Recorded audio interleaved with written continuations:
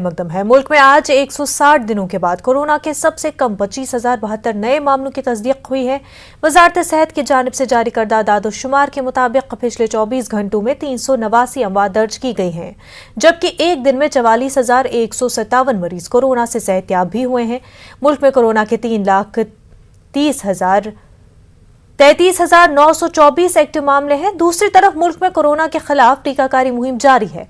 अब तक 58 करोड़ से ज्यादा लोगों को वैक्सीन दी जा चुकी है।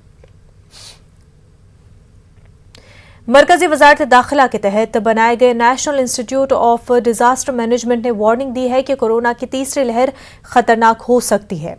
NIDM ने PMO में अपनी रिपोर्ट जमा करा दी है। रिपोर्ट के मुताबिक तीसरी लहर अक्टूबर के महीने में आ सकती है और इस लहर में बच्चे को किसी तरह के खतरे का इम्कान कम है। NIDM के मुताबिक अगर बच्चों की वैक्सीन की किल्लत हुई तो बच्चों के लिए तीसरी लहर चैलेंज बन सकती है।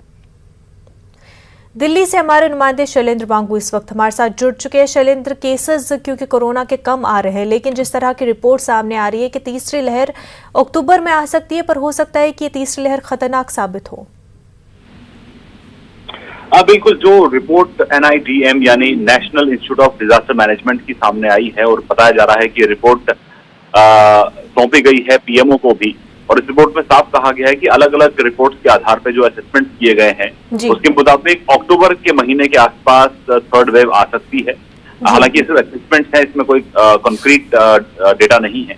असेसमेंट के आधार पर कहा जा रहा है और ये भी कहा जा रहा है कि बच्चों के लिए सीधे तौर पर असर होगा इसका, ये क्लियर नहीं है, लेकिन ये जरूर कहा जा रहा है क्योंकि अगर थर्ड वेव अगर आती है, क्योंकि बच्चे वैक्सीनेटेड नहीं है और भारत में बच्चों के लिए वैक्सीन अभी उपलब्ध नहीं है, तो ऐसे में ये एक चुनौती हो सकती है, एक चैलेंज हो सकता है, जिसके लिए कदम उठाए जाने की जरूरत है। और ऐसे में इस रिपोर्ट में ये भी कहा गया है कि बच्चों की वैक्सीनेशन ये फ्यूचर में एक प्रायोरिटी बन सकती है सरकार के लिए, ताकि तमाम कदम उठाए जाएं और इस तरह के जो अगर चैलेंज आता है तो उसके लिए बच्चों की वैक्सीन को लेकर इसको तेजी से किया जाना चाहिए। बिल्कुल शैलेंद्र, बेहद शुक्रिया आपका।